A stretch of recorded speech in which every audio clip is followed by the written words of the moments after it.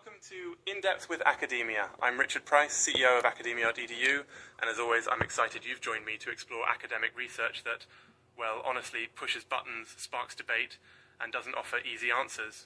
Today, I'm presenting the work of Eric Wahlberg, whose paper bears quite the title, The Good, Bad, Ugly Requiem for Gaylib. Let's dive in. Just as a reminder, my goal isn't to endorse or criticize the paper or its points, but to describe and discuss what the author says, so you can weigh its insights for yourself. Okay, what central question does Wahlberg's paper address? At heart, the paper asks, what happened to the gay liberation, or gay lib movement in the US? How did it go from a radical and defiant rise through the mid-20th century, peaking in the vibrant, dramatic decades after World War II, only to, according to Wahlberg, decline into commercialization, division, and eventual loss of its founding energy? Why is this important? Well, understanding social movements, why they bloom and why they lose momentum, gives us clues about how societies handle change, how identity groups negotiate acceptance, and also how culture, law, and personal lives intertwine on really thorny issues. If you're someone who's curious about social history, LGBTQ rights, or honestly just how personal memoirs reflect bigger societal shifts, this is definitely for you. Wahlberg's method is pretty narrative. It's not a statistical analysis or a double-blind kind of thing. Instead, he takes three memoirs as his lens.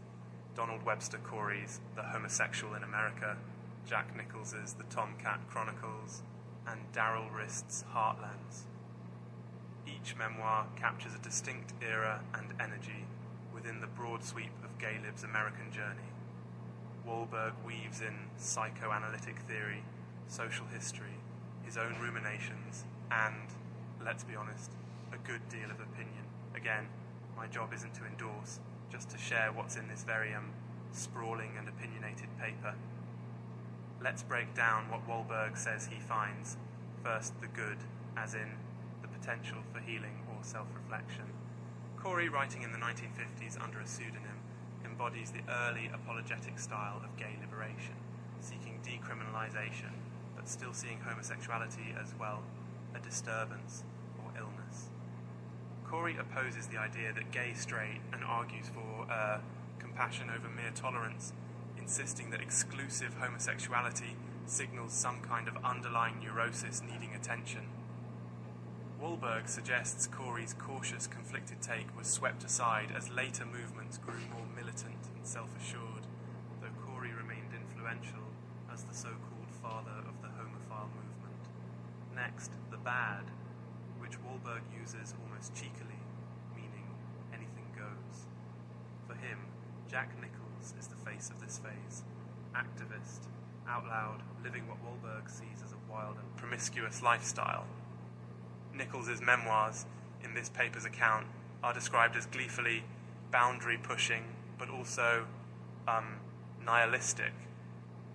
Wahlberg frames this era as lacking grounding, kind of celebrating defiance for its own sake, and he's critical of it, reminding us again, this isn't an endorsement of Wahlberg's viewpoint, just a summary. Then comes the ugly. Here, Wahlberg focuses on Darrell Rist's Heartlands, which chronicles the AIDS crisis and the fractures in the gay community. He describes Rist's journey as both touching and pessimistic, documenting how many men with same-sex attraction were, and perhaps still are, living closeted, complicated lives, often shaped by trauma or social rejection.